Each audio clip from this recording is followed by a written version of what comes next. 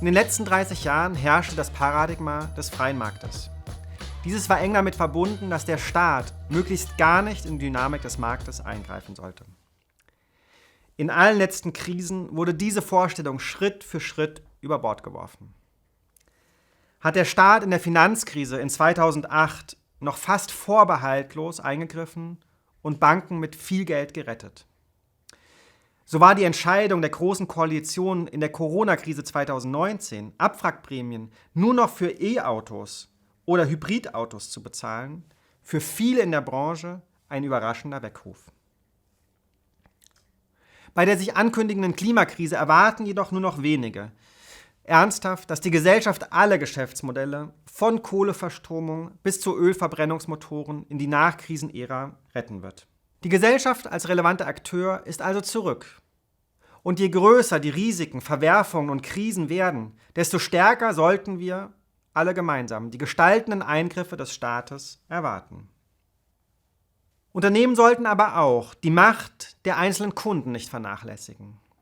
Wurde Öko noch vor 10 Jahren belächelt, buhlen heute Marken wie Aldi, Lidl und sogar Kaufland um das größte und beste Ökosortiment.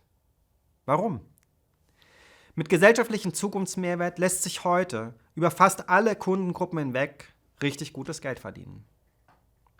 Und auch bei Geschäften mit anderen Unternehmen und Konzernen könnten Siegel wie CO2-Neutralität in wenigen Jahren wichtige Auswahlkriterien oder sogar vielleicht zentrale Ausgangsvoraussetzungen werden. Je früher ihr euch darauf einstellt, desto weniger kann es euch überraschen.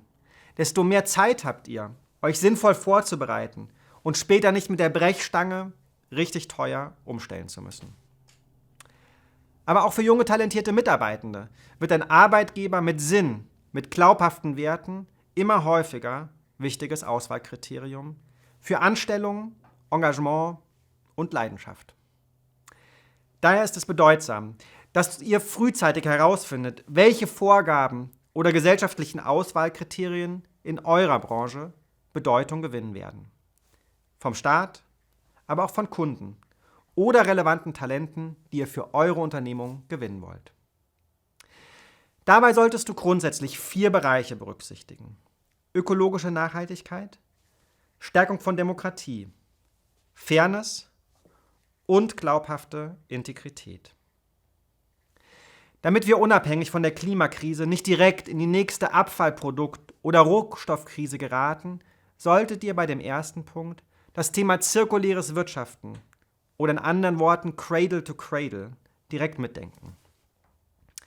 Eine stärkere Unabhängigkeit von neu gewonnenen Rohstoffen kann dabei aber auch signifikant Kosten sparen, so eure Wirtschaftlichkeit stärken und euch sicherer gegenüber unerwarteten Krisen machen, insbesondere bei Rohstoffen aus weltpolitisch unsicheren Ländern wie China, Russland, den arabischen Staaten oder auch Afrika.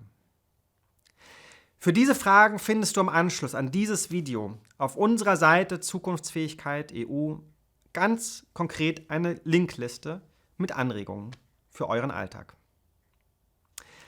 Neben dem Klimaschutz stellt sich unserer Gesellschaft aber eine zweite, existenzielle Systemfrage.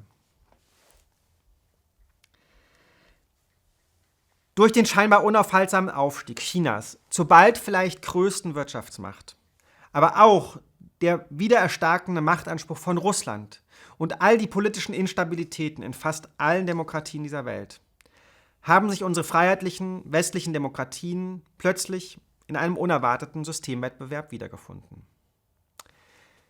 Wenn uns unsere Freiheit und Demokratie etwas wert ist, dann werden wir beweisen müssen, dass unsere Gesellschaften weiterhin leistungsfähiger, aber vor allem auch bei den anstehenden Herausforderungen handlungsfähiger im Sinne der Menschen sind. Um zentrale Herausforderungen der nächsten Jahrzehnte zu lösen, braucht die Gesellschaft also mutige Vorreiter.